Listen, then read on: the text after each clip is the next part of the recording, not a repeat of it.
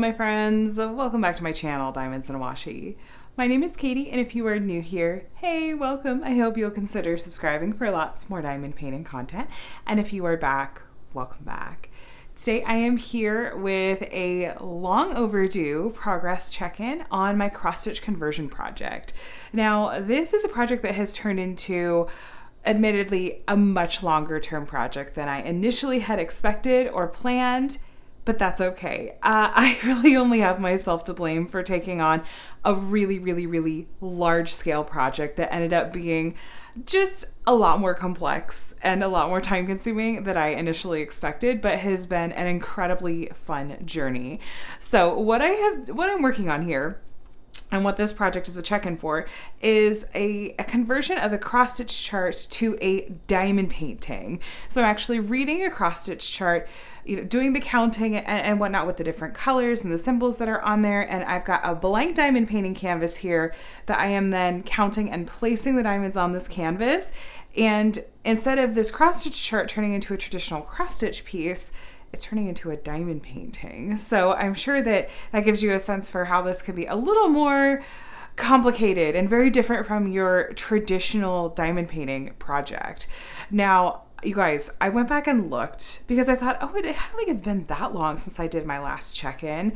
As long as I'm not missing a video or a video didn't mysteriously get deleted, you guys, 5 months. It has been 5 months since I have done any kind of progress check-in with you guys on this project. What in the world? Where has the time gone? So first, my apologies. I really did not realize it had been that long. My last check-in, looking at my playlist, was way back when I finished the second panel of this canvas, and this is the third panel. And if you're new and you're like, whoa, please slow down. I have no idea what you're talking about. I understand. Lots of new friends here lately. Let me give you a quick recap of what I am doing. So what I've been working on is the cross-stitch chart, which is called Once Upon a Fairy Tale. I'm going to show you the picture of it real quick here on my tablet. And there's the original artwork. And this artwork is by Amy Stewart. And there's the cross-stitch chart that's available from Heaven and Earth Designs, which is where I bought this cross-stitch chart from. And I am, wow, I'm sorry, I'm just looking at this and going, oh yeah, I forgot about this artwork. Because when it's been a while since you've looked at the original artwork, you kind of forget, especially one like this, all of those little details. I'm like, oh, I see what's coming. Okay, anyway, so when you're looking at a cross-stitch chart and you're wondering, okay, how big is this going to be as a diamond painting? If you look down here at the finished design size and you see it says 750W by 536H. Looking at those two numbers specifically, we're going to take each of those numbers and divide by 4, and that's going to give us the size in centimeters. So in this case, this final project size is going to be 187.5 by 134 centimeters. Now imagine a canvas that is that large to work on. I know that people do it, but I know my workspace, I know myself. I had the thought at the beginning that, okay, instead of me trying to tackle working on a canvas that large, why don't I break this up into smaller panels? I had brought some previous, experience and thoughts from a false start, an initial try at a cross-stitch conversion project that ended up going on permanent hiatus. If you're curious to see more about that, it'll be on the playlist that I'm going to have linked all about my cross-stitch conversion projects. You'll find that link in the description of this video. Anyway, I took my learnings from that and thought, what can I do differently about this project that'll make it more enjoyable to work on, make it just more likely that I'll finish, be good for the long term and whatnot. So I thought, let me break then this canvas into 8 panels. Especially looking at this artwork here, you can see it has some places where it really does naturally have some breaks in it. For example, there's 4 shelves horizontally. So I split it in 4 horizontally, and then to just make it a little bit easier, I just went ahead and divided it down the middle. So I broke this project into 8 panels in total. I've completed the top shelf, each of these 2 panels. You can see those finishes in my last progress update video. And right now, what I'm working on is this left-hand side of the second shelf. If you take a look there, you see the unicorn, we see the guy with his harp, there's a fairy squatting right here, there's like the top of the castle, we're getting into some dragon wings. You can see that that's what's going on right here. And like a tree branch that's coming up. So that's where we're at in the artwork. And so yeah, you guys, one of the things I'm most excited about though, well, first, let me not get ahead of myself. Let me tell you what else is important to know about this project. So as far as supplies go, like I said, the chart came from Heaven and Earth Designs. The canvases and the diamonds I ordered from Evermoment, and the process of ordering them is a little bit more in depth and involves a lot of work on the customer's part, because you have to put together like a spreadsheet that has all of the numbers and counts of the different colors that you need, and you need to tell them exactly what size canvases that you want and account for leaving some extra space on the ends. Like I left an extra centimeter of space at the top and on the sides, top and bottom of the sides, however you want to, do your chart on your canvas. Yeah, it took a lot more work on my part, and I feel like I had to do a lot of research to really understand what I needed to do. And there was a tiny bit of a language barrier, but in the end, it all worked out just fine. So I did order these from Evermoment, and I ordered these well over a year ago at this point, actually. I started on this project, I went back and looked. July 27th of 2022 is when I first started the first panel. This panel, which again is the third of 8 panels, I started around 4 or 5 months ago. I think I got it started relatively quickly after I finished the second panel, but obviously now it's kind of just been sitting and I haven't made a lot of progress on it this year like I had intended to. The chart in total has 91 colors on it. However, there were a handful of those which the colors do not exist in diamonds. They might exist in floss, like thread for stitching, but they don't exist as diamond painting DMC colors. For example, so here's my colors. You'll see this, and I get asked about this sometimes if I work on this in a WIP and Chat like I did this past Monday. Why does this color have 2 different numbers and symbols associated with it? Well, that's because this chart called for DMC 32, and 32 does not exist as a color in diamonds. Now, there are charts out there in various cross-stitch conversion to diamond painting groups that will give you conversion charts that you can use. And from ordering from Evermoment, I had to do those conversions and the math for those myself. If you order from other shops, like for example, Jaded Gem Shop, she does all of that for you. You just, I think send her the chart. Not the chart, the floss usage chart. You don't want to ever send out the actual like PDF of the chart that has like the placement of the pattern, because that is breaking copyright. When you buy the chart, that is the rights for you personally to use that chart, as far as I understand. So you don't want to just willy-nilly be sending out PDFs of the whole chart or anything like that. This one, okay, this color had multiple. 33 was a DMC that was called for, a color that was called for that doesn't exist as diamonds. And then I'm over here, 16. There may have been 1 or 2 others. But anyway, so just in case you were curious, that's how, you do have to, think of doing that as well. So it didn't technically have 91 colors. I think that this makes for 88 in total, and actual separate, different, distinct diamond colors. So this is how far I've gotten. And here's one of the reasons I wanted to do a check-in today, is because I was really excited to see that I officially broke 1/3 completion on this entire project. So this really nifty feature in the Pattern Keeper app, which I do use, I always get random ads now. I use the Pattern Keeper app, and it's on this is a Fire tablet that I got from Amazon on Prime Day for dirt cheap. And I had to put the Google Play Store on it, which does take an extra step or 2, but and then I was able to get Pattern Keeper. It's, oh my gosh, such a lifesaver. I know there are plenty of people that will work off of paper charts. I will always and forever say it's worth it to get Pattern Keeper. It is worth it to go out and spend a little bit on a tablet that you can get Pattern Keeper on, just so that you can have a digital chart like this. So one of the features that is nice to have, if you look up here, I don't want my screen to flip, is it not only tells you how many you stitched in a day, but it also tells you how many you have placed of the entire chart. In this case, 135,860 diamonds of 402,000 have been placed, and I am over 33% complete.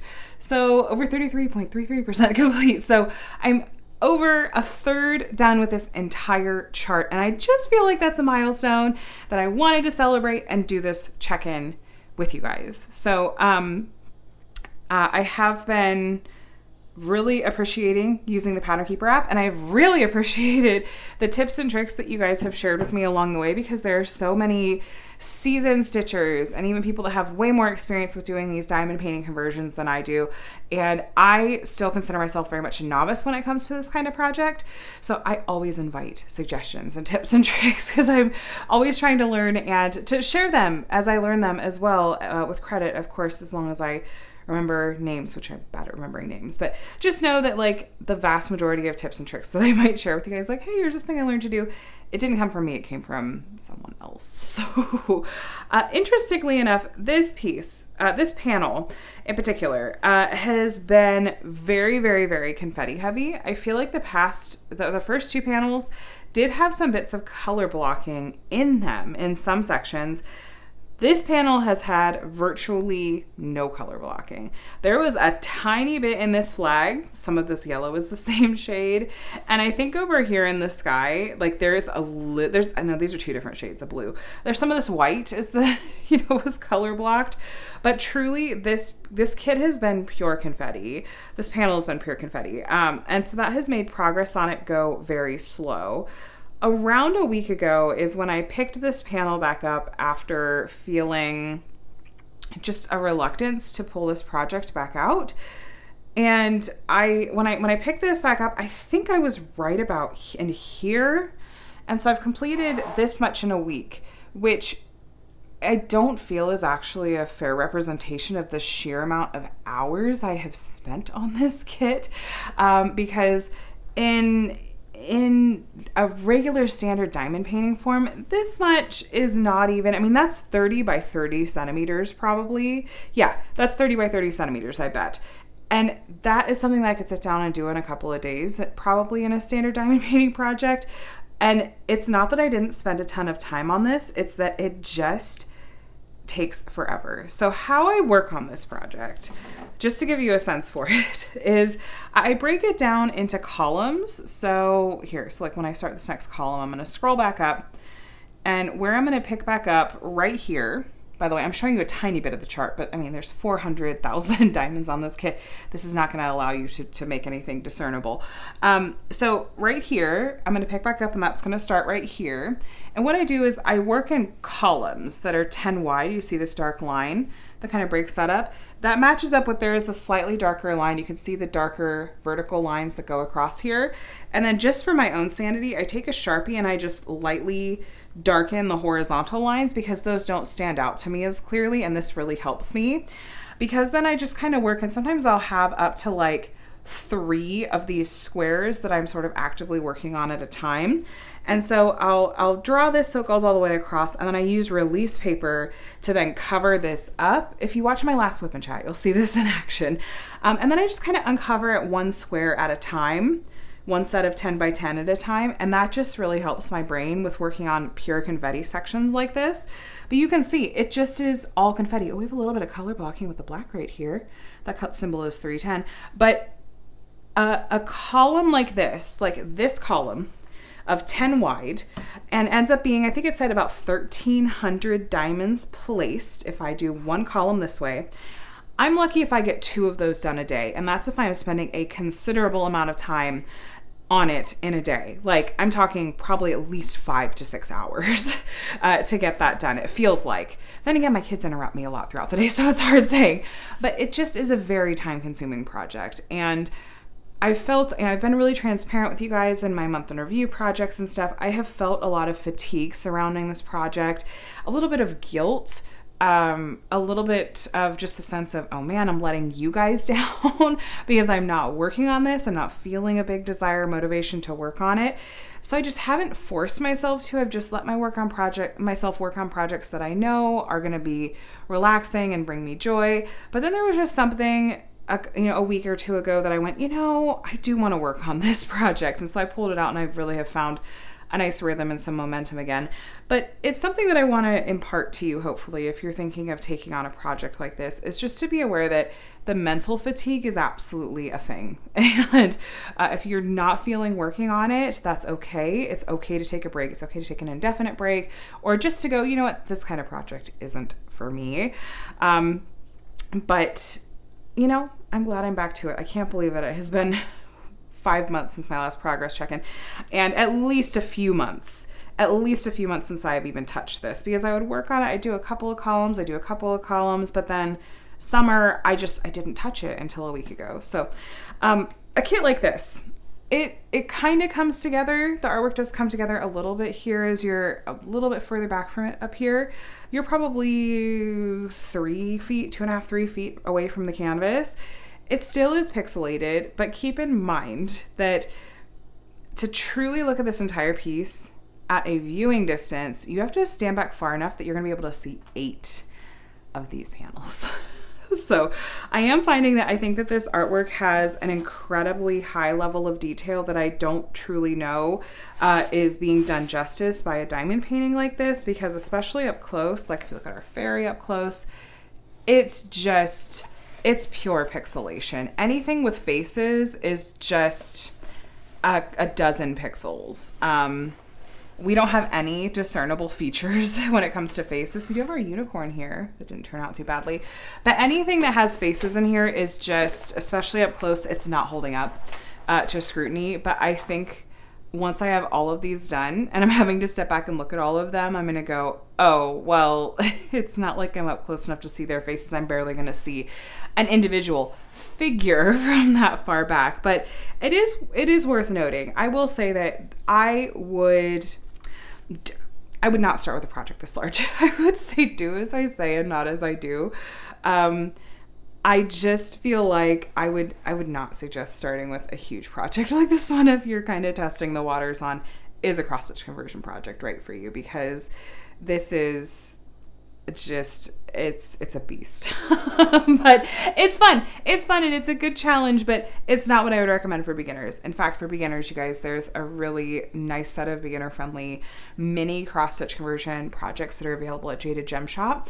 I shared one on my channel a little while back, and I feel like they're so perfect for beginners and for kind of just dipping your toes into the water of cross-stitch conversions to go, does my brain even enjoy the process of looking at a chart and counting it and placing the diamonds? I would start with something like that before going like, I'm going to tackle a giant project that is going to take me years to complete. So you guys, this is the third panel. I showed you the original artwork. I'll go ahead and I'll put a picture up on the screen if you want to see the first two a picture of the first 2 panels completed and how those turned out. I don't have those to pull out and show with you guys alongside this one today, but I'm thinking once I finish this panel, I will absolutely pull those first 2 panels out to show you alongside this one. My brain is going on, and it has been going on, how I want to, some different ways I could connect these panels. That is on my brain. It's probably one of my top questions that I get asked when I do these check-ins is, how are you planning to attach these panels? To be honest with you, I'm not planning to display this in my home. I live in a small space. I do not have a wall big enough, anywhere near big enough to display this. Even if I wanted to, I don't know if this is something I'm doing it's not something I'm doing for the sake of displaying. It's something I'm doing just to see if I can. I like the process of working on diamond paintings, and the learning that I do through them and what I can share with you guys and that sort of thing. I don't do it to display in my home. But anyway, I will, once I finish this panel, I'll pull out the first 2 so I can show you how these are looking so far. But I don't know, in the moment, I'm still feeling some momentum and like I want to keep working on this, but I'm not going to push myself. Drills and Chills is around the corner. I've got a lot coming up as it relates to that, but I'm also going, the end of this panel isn't that far away. Do I just want to keep going and see how far I can get before Drills and Chills starts? I don't know. We'll see. But I'm going to have my monthly recap and review here in, a week or so. So you'll get to see it then, depending on when this video is up. I'm filming it a bit ahead of when I'm planning to post it. But you'll see then how far I've gotten if I've continued to work on this since filming. But yeah, this is it, you guys. This is my progress check-in with you for this giant, massive, crazy, epic cross-stitch conversion project. I encourage you to go back and take a look at the past videos that I've done on this playlist. It includes unboxing this, it includes kitting up this project and how I approached it, and some check-ins along the way and my learnings, including, like I said, my kind of false start at my first go around with the cross-stitch conversion project and my learnings from that. So I hope it was fun to get to check in on this and see how it's coming along, and I finally get to go, hey, look, there is progress, not just still nothing on this one. So you guys, thanks for watching. I hope this is fun, like I said, and let me know in the comments, is a cross-stitch conversion project something you've considered tackling? Have you done one? Is it something you're pondering, or are you like, heck no, I'm just here for the ride? I love it. I'm here for all of it. And subscribe if you want to stay up to date with my diamond painting content, which will include hopefully more frequent check-ins on this project and lots of other things, unboxings, tutorials, small shop hauls, that sort of thing. I'd love to have you here. So anyway, I hope you have a day that is as amazing as you are, and I'll chat with you in the next one. Bye.